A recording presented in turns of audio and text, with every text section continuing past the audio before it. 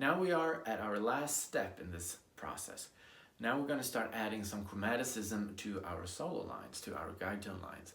And chromaticism is just adding some half steps here and there to start making it sound a little bit more of the jazz vocabulary, a little bit jazzier, if you will. So we'll start with just the one line, go through each line, and then we'll combine the two, and you'll be amazed by the end result. That actually sounds like a really good solo. That makes a lot of sense. Now you don't have to always start each bar with a third or seven anymore, but rely heavily on those as our building blocks throughout the solo. Good job.